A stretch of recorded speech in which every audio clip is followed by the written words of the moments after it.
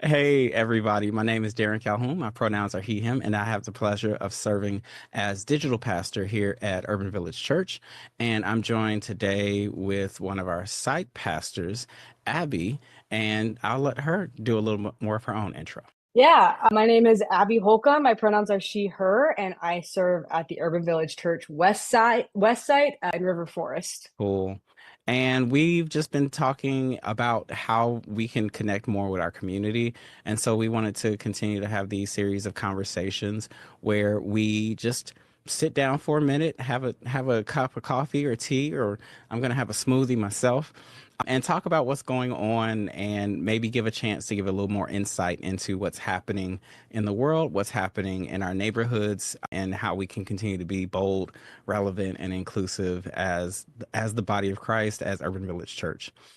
So, just to give some context, right now, Abby, what are you seeing in the world? What are people talking about? Yeah, so a few things I've seen, especially I kind of I'm looking at the west suburbs of Chicago and listening to a lot of those folks. One of the things I'm hearing is this kind of anxiety about how to show up as a Christian, standing for justice and inclusion and love in the face of a rising Christian nationalism and a very loud brand of Christianity that is harmful and against so much of what our church is standing for. And so almost this kind of anxiety of like not even wanting to publicly identify as Christian because you don't want to be associated with people who are saying harmful things. Yeah. And I definitely am seeing the same thing. I mean, both locally here in Chicago, and I work with Christians for Social Action. And it's really every week we're just checking in and checking the pulse of what's the latest thing to get defunded? What's the latest thing that someone's saying on the internet? How do you respond to your family members who are saying really problematic things? And then, even how do you respond as a Christian, as a person of faith, when the very loud group of Christians who are telling the world that this is what it means, that Jesus is an American, and that, he's anti-immigrant, the kinds of associations that you see in the memes that you see on social media. I'm thinking a lot about what it's been for me to kind of navigate these waters. Before we started recording, I talked a little bit about what our witness is. And that feels so evangelical. That feels like so old school. Like, you got to protect your witness. You got to think about your witness. And I remember always thinking of it like it was this fragile, delicate thing of who we are, what we believe, how people perceive our faith. I would often think of it as something that was really like easily broken. Did you grow up around language like that? Oh yeah. What was it like? What when people talked about like their testimony, what was it like for you? And what was that background and what was that like for you? Right. Yeah. I mean, I think there was a lot of like, there was some of the fragility too, but also it felt like high stakes. Like they were like, there was a lot of talk about, if you go to a restaurant, you're not just representing yourself, you're representing Christ. And I was like, man, I'm just trying to like get my food out in a decent amount of time. Like, Right. it felt like everything revolved around like God. And I mean, it still does to me, but in a very different way of like God, like I don't need to defend God. God, Mm-hmm. like the witness of God is not about a certain kind of propriety or politeness, or those were things that felt like what were tied in with witness for me. But it's Hmm. more about, from now I'm like, okay, the witness of God is, about being bold and speaking truth to power and sharing good news to hurting people, even when it's risky. Yeah. And protecting that witness is so much different than the witness I was taught growing up, I feel like. Yeah. Yeah. We had like, oh, we would be like praying for people in the fast food line at the grocery store or wherever we were, which isn't bad within itself, but it was Sure. often attached to these really like condemning, like, oh, if you died today, where would you go kind of things. And I was like, that was probably a worse witness than if we were out drinking somewhere or, having a glass of wine or something like that, right? But Right. those were the priorities. It was about this very outward presentation of piety, like you mentioned, or this outward presentation of looking good, and not so much about how do we show up in ways that reflect what we believe authentically. That's the thing. Mm, It's just like we got really good at performing mm. righteousness and not being righteous. Does that make sense? Oh yeah. Yeah, that's a word.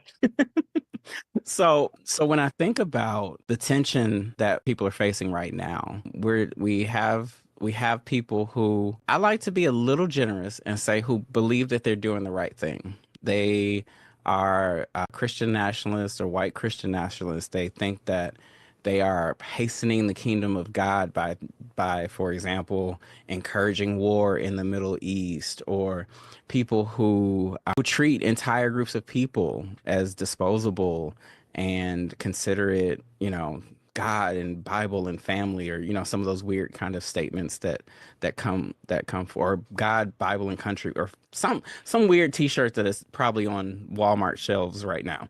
But I see this and I'm like, I understand what it is to be zealous about what you believe. Like I have a very wonderfully bittersweet testimony of being a part of a church that was a cult and having led people to that church in good faith. Like this is the best that I thought we should be doing. We should be a part of this church. And this church was manipulating us, and they were telling us things to cause us to distrust others, to disconnect from Mm, family. They were saying and doing a lot.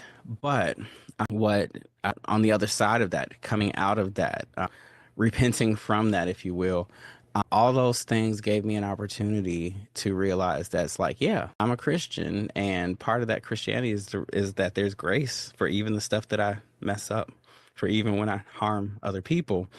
And so it doesn't mean I need to now become some other version of hyper perfection, but instead it's an opportunity for me to be like, how do I humbly show up as a church leader who's harmed people before, right? mm. And I feel like that maybe offers us some insights into how we deal with what's going on in the world right now. Like, what advice would you give to people who are struggling with Mm. like identifying as a Christian when Christianity is so tainted right now? Mm. Yeah, I remember asking a similar question to one of my mentors several years ago, basically saying like I feel like we take up too much space and I don't want to go there, right? Hmm.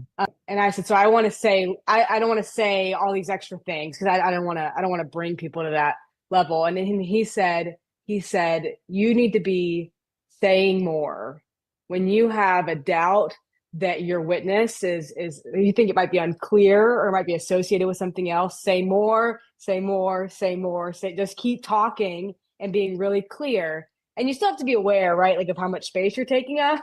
Uh-huh. But holding with that being like, I'm not going to say, I don't want to be associated with Christian nationalism or with those groups of people, so I'm going to just go the opposite direction.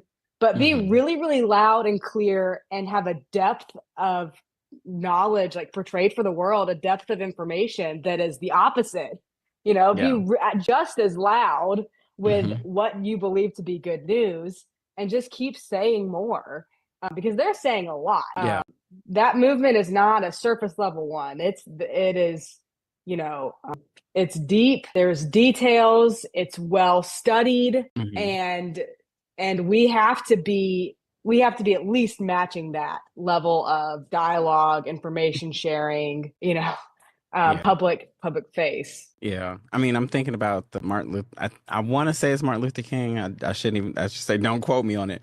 But I'm thinking about how he talked about how it's not even the voices of his antagonists that he remembers, but it's the silence of his friends. Right. It's the ways Right. that when we don't speak up because of a number of reasons, but when we don't speak up, when we don't show up in the ways that were Mm, needed, like mm, that's the harm, the more lasting harm. Like, yes, there's some very harmful choices being made by groups of people in this country who say that they're doing this in Jesus' name.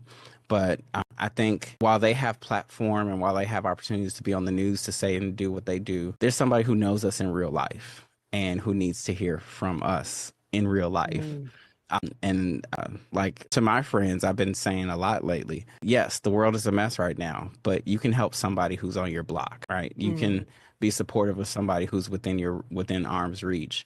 And that's the opportunity we have right now to really make sure that the people who can see and touch and interact with us, like that, those people know who we are.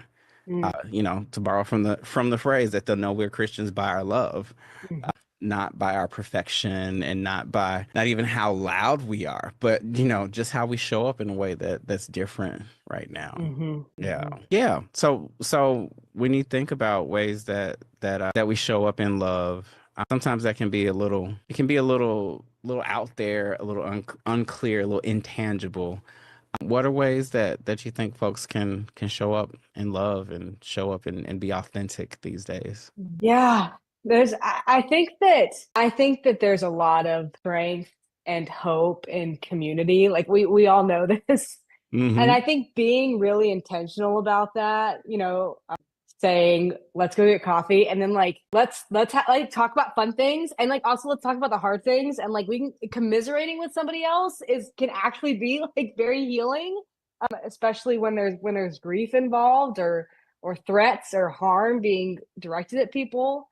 I think, again, like say more, like not sometimes I need to like cut off from what is going on in the world, but also like saying I need to talk through things and like process them. And I feel this awkward tension or this paradox or this whatever it is, and voicing that and like talking it through with people so that you're not just like in your own head, being frustrated about things and creating this like fake thing like that makes you think you're alone, because none of us Hmm. are actually alone and we're all connected. I think sharing those stories with one another, is just something that I think can be really powerful and healing. Yeah, I think that's where I'm seeing the most kind of. And I think the other thing is, I think directing our energy towards people who need our energy, basically. Hmm. So like when we're celebrating, like celebrate somebody who has been harmed or threatened, or if somebody got a job promotion, like let's just treat it like somebody's getting married. Like let's just go all out, order the cake. Like Yeah. why don't we like just anything that can bring joy or we can have fun in spite of the world telling us that we should be depressed and not having fun. Um, all of those things are forms of resistance and in community, and ways that we can be like public witnesses in our community. Like we can still breathe new life into the world, Yeah. even when the world doesn't want us to. Yeah. And even as you talk about having fun or doing something that may feel unusual or seem unusual, I think there's a part of us, especially those who have been socialized as white. There's an enculturation where we get taught that perfection in our performance is the most important Mm, thing, to the point mm, that folks are often afraid of doing things in ways mm. that they might fail. And so rather than trying and Wow. failing, they don't try, or they Mm, hesitate and never take action. mm. Does that resonate? Is that something that you've seen? Yeah, it's funny you bring that up because, I swear we didn't talk about this before the recording. I was just reading Adrienne Marie Brown's, which is a book called "We Will Not Cancel Us," and it's Mm. basically about having difficult conversations, and being willing to be called out on things and how we respond to calling out and things like that. But there's like this kind of camaraderie that we build by saying something and then being corrected in a way that's loving and then taking that and growing. And I think that's something that everything feels so high stakes. We're not always doing that, correcting in love. We're like just kind of call out and move on. But that's something that I think can really build like a culture of love and growth and transformation of this this deeper conversations, difficult conversations. Let's find these like little things where we disagree and let's figure out how to move forward and not like agree to disagree, not disagree Right. about human rights, but like actually grow in a Yeah. complex way. Yeah. Yeah. I love that you named that, because it's one of those things where I've seen people maybe get what felt like a very harsh pushback, or they got Mm, responded to in a way, and they're like, well, if people are going to respond to me that way, then I'm going to check out, or I'm not going to support the cause. And it's just like, was the only reason that we were showing up is to get like backpats and to be like celebrated for choosing the right thing? Or do we have a commitment that's deeper, that's deep enough to be Mm, like, oh, I was embarrassed, or oh, that mm, made me sad that I accidentally hurt somebody, but I'm committed right. enough to love, and I'm committed enough to caring for my neighbor as I love and care for myself, that I'm gonna take care of myself and my woundedness, and then I'm going to like Mm, make sure that I like show up for the people who need me to show up. Knowing that our liberation is bound up in one another. Like I can't be wow. okay if you're not okay, right? Right, right. Yeah. Yeah, and I'm thinking about what you said about to yeah, and like the feeling like we should be perfect. And I'm thinking about like Jesus's kind of ragtag group of people that he hung out with. And like Mm-hmm. I always imagine as like the punk scene on the streets, right? Or like the mob or like the whatever. And like I love the image of the oddballs and the misfits and the whatever, being the main group that was like following Jesus. And probably also like because of that, there were so many moments where it was like cringy or like awkward, and you were like, dude, did you say that? Like, did you say that out loud? Like, Yes, surely Peter that said it out happened, loud. right? Like, surely that happened, right? And like, being a church that embraces that and it's Yeah. like, yeah, we're willing to have that conversation and still be in community is Yeah. so, I think, opposite of the alt right brand Mm-hmm. you must conform of Christian Mm-hmm. nationalism. Absolutely. It reminds me when I like first started leading worship at Urban Village. I remember just feeling like a freedom to be like, yeah, like with my worship team, we're going to make mistakes. And we might have to restart a song right in the beginning, like just up, yep, nope, we didn't do that right. Do it again, but we could laugh about it, right? We could be the kind of place where it's like, yes, all of us make mistakes, all of us have reasons to start again. And that being kind of that foundation of this culture of, we are going to be real, we are going to really Mm, show up as folks who sometimes don't have it together. If you've ever been to a UPC service, you know sometimes we don't have it together. right? But we have a good time still, right? It's Mm, still with in all of our imperfection and all the ways that we don't have every T crossed and every I dotted. We still have transformative times. mm, We still create a place where people come and go, oh my God, this is exactly what I was looking for. Even if we didn't have all the perfect things and whatever, it's just like, yeah. And so it's an opportunity for us to take that same energy mm, to show up with our friends, to show up and be like, yeah, Christianity is jacked up right now. The right? state of the church is really, really hard right now. And I think less than the idea that we need to show up as the perfect church, I think there's the idea that we need to show up as the authentic church. The church is like, yeah, Mm, we messed up. Maybe your parents never could say that they messed up, but we are. right, right. Maybe you work for a boss who blames everything on everybody else and never takes responsibility, but we will, Mm, and we'll try to be the kind of people who can hold that kind of humility and that right assessment of where we are, which is the definition of humility. That hold that right assessment of where we are, and it's like, yep, we do some things well and we don't do some things well. And that's the kind mm, of Christians that we're gonna be, because wow. I could try to tell people all day what kind of Christian I am, and nobody's gonna believe that. But Mm, it's amazing when you let people draw their own conclusions by the life that you live. mm, mm-hmm, mm-hmm. Yeah. Wow. Yeah, I love that. And that I was thinking about too as you were talking. There's an interpretation I heard once of Genesis 1 and the creation story Hmm. where the spirit, hovers over the waters of creation, which at the time can be understood as this big chasm or chaos. If we're Hmm. thinking mythologically, the spirit is hovering over the waters of chaos, and that is where new life begins. And Mm. that sometimes, yeah, like things are chaotic, and that is the spirit is about to do a new and good thing. And I mean, I like a little bit of order, but like we've all been, at the worship service when things did not go as planned, and sometimes it doesn't work, but sometimes you're like, man, because that didn't go as planned, we saw the spirit moving all the elements together and all of us coming together in this unique way. And I have to believe that if I've seen that on a Sunday morning or, in whatever setting that's small, I have to believe that can happen at a macro level too. That the Yeah. chaos around me is the beginning of a new thing. Yeah. And I think that chaos also reminds us that there's room for lots of emotion. Like Mm, I'm thinking about how I know I'm certainly perceived as a generally upbeat, happy-go-lucky person, and I imagine that you might be as well. sure. Um but that doesn't mean I don't have hard days, right? That Mm, doesn't mean that it doesn't mean that I'm not on an antidepressant, right? What it means is that not that negative things never happen to me or that I never have had to face any struggles, but more so that I'm doing the work that I need to do to grow around and bigger than the struggles that I face and the difficult things that I mm, face. And so it's not just faking a smile or something, but it's mm, actually sitting with the hard stuff. Like when I need to be angry, learning how to do that for real. When I need mm. to be sad, learning how to be in touch with that emotion enough to be sad.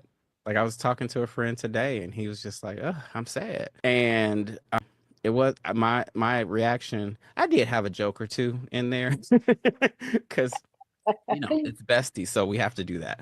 But Right. it was also an opportunity to just sit with him and like Mm, hear his story and give him space to talk about what's going on, which really did bring his mood up, you know?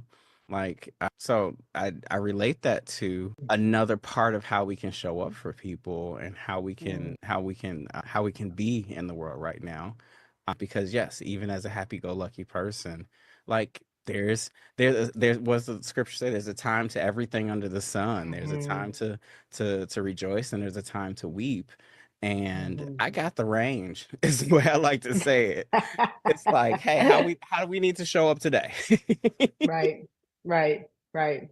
Yeah. What are maybe some ways that when it comes to the not so happy moments, what are some ways that that you're showing up or how do you sit with the unpleasantries? Yeah, I think that most recently I have learned the hard way the importance of just authenticity and just sometimes voicing, just being saying like I don't even know where I am right now. And like I'm gonna probably Mhm. be real happy 1 hour and like feel a lot of rage another hour and like that's just how it is right now.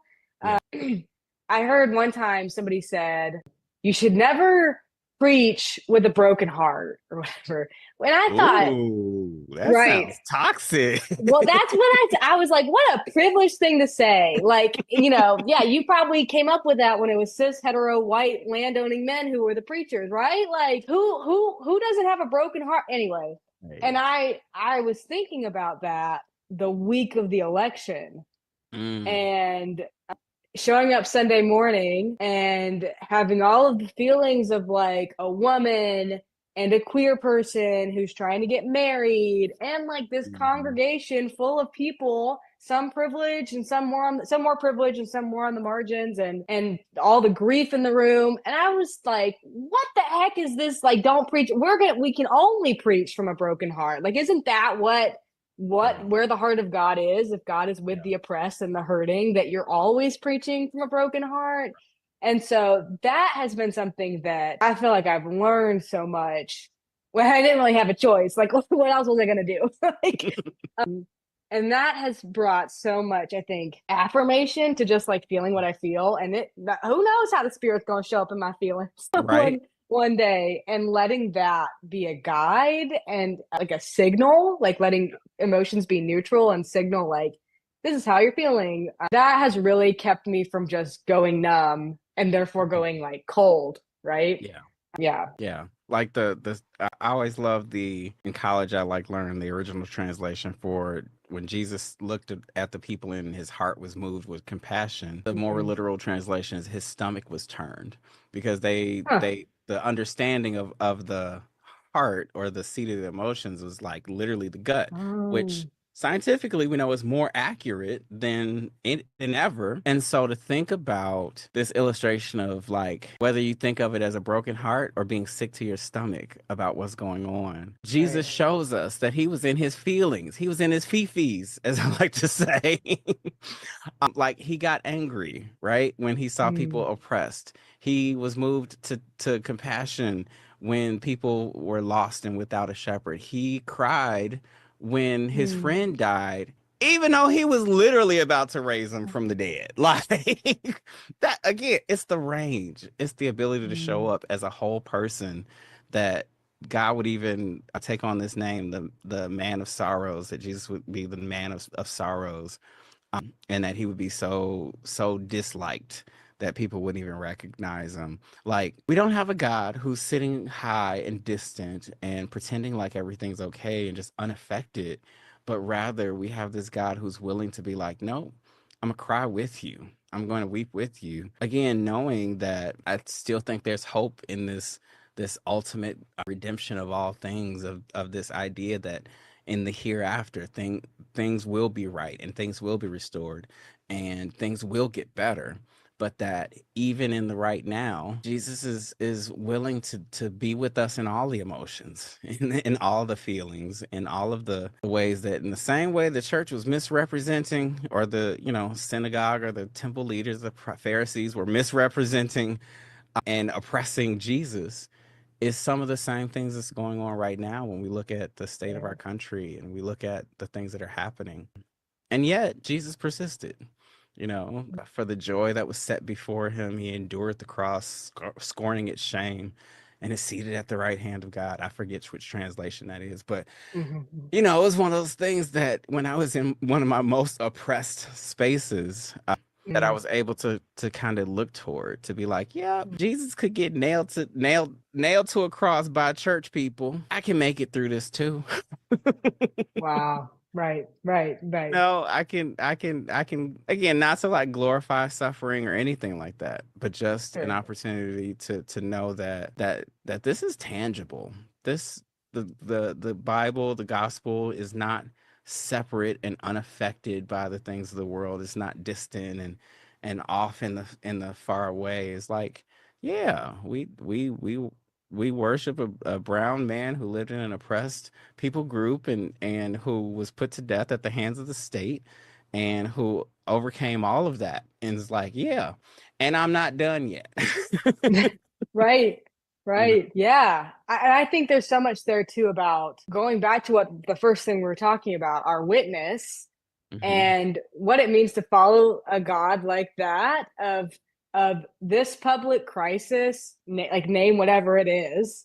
This public crisis is a theological crisis. yeah, We have, racial injustice happening. That is a theological crisis. Then we can yes, speak theologically to that boldly. Climate injustice, disability injustice, queer injustice, gender, anything, you name anything, those things are theological crises. And that means we have a space to come in and say, we condemn this, not just like politically, but as people of faith, we are completely against this and reject evil, injustice, and oppression in every form it yeah, presents itself. absolutely, absolutely. We're just about at the end, and I am wondering. I always like to, like, kind of leave. The evangelical in me always wants to leave on an up note. And while I never want to fake it, I do want to know, as people figure out how to navigate through the time we're in, and I'll prompt you and then I'll answer after you. What are you hoping for? What are you hoping to see? What are you hoping to Mm-hmm. see in people in your community, in the world right now? Oh, so many things.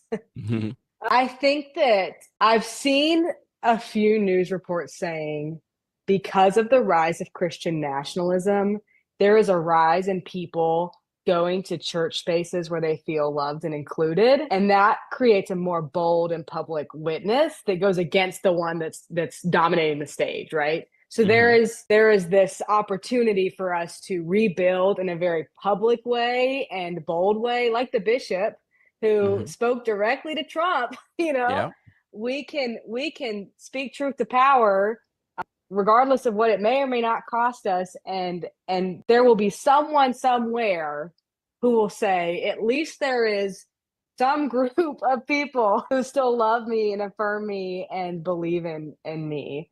Yeah. Yeah. Yeah. I'm thinking about my friend Andre Henry, who writes Hope in Hard Pills, and he studies nonviolent resistance. Mm, And he wrote about the recent like it was a public council meeting where a woman was forcibly removed from the mm, meeting for doing what you're supposed to do at the meeting, speaking to the council. And what he wrote was really a critique of the idea that all we need to do is shout, leave her alone, stop doing that, and that's enough. wow. Because he was like, there were people on either side who could have placed their bodies in between Mm, her and these non-uniformed police officers. right. There were people who could make it by simply not complying with what was going Mm, on, that they could create friction around what was being done to her. Yes, it's important that it was recorded, and yes, it's important that people tried to speak up, but we have to know that our power is in our bodies. mm, We are the body of Christ. mm, And that for me is the hope that I see right now, that people are very familiar with protest. They're very familiar with going and like shouting and marching and maybe signing a petition or writing letters, and all of those are essential. It's not the end of the story. It's just the start. Like we have to figure out how to, like Byron Rustin said, how to place our bodies in the mm, gears of everyday life and interrupt what is happening so that it can't keep going on as usual. Like mm-hmm, that's the opportunity that I'm really hopeful for right now, where, we would read about the Holocaust and we would mm, kind of be look with, heroic eyes at folks who are willing to hide folks in their attics, in their basements. And it seems like now we're in a similar space where it won't just be, hey, stop doing that. It's going to be, I have to become a co-conspirator, an accomplice. I have to figure out what it means to interrupt the injustice that I see going on at work, when someone gets fired, when ICE comes knocking at the door, when whatever it is happens. I'm going to find myself being the body of Christ and mm, interrupting the evil and the injustice that's in the world. mm, So my hope is that people find out what it looks like for them. Not everybody will be on the front lines of a protest. Not everybody will be writing new laws into the legislature, but we all have a role in making the world a better place. And my hope is that at our church and in this community, that you find your spot, find your role, and that you feel supported and encouraged to do so. I like talking to you. I like talking to you too. I love that. Thanks for sharing. Yes, yes. So as we wrap up, could you just give a shout out to where you are on Sunday mornings and how people can get connected to this hope train that we're on? Right. Yeah, so I'm at Urban Village Church West, which is housed in River Forest United Methodist Church in River Forest, Illinois, west suburb of Chicago. We have worship at 10:30 a.m. on Sunday mornings, and all are welcome to come there. And if you can't physically be there, we stream on Facebook, and we're working on streaming on YouTube consistently, but we're always on Facebook. So if you can't find us on YouTube, you'll see us on Facebook. Absolutely. And again, I'm Darren Calhoun. I am the digital pastor, so I'd help to get those streams going and so forth. And I love it when people join us online and eventually show up in person as they're able. That is a wonderful thing. So I'm really glad that you joined us for this little coffee chat. And we'll have some more happening with the other site pastors at Urban Village Church, and maybe even a few more guests as we go. But yeah, we're so glad you're here, and join us next time. Peace. Was great.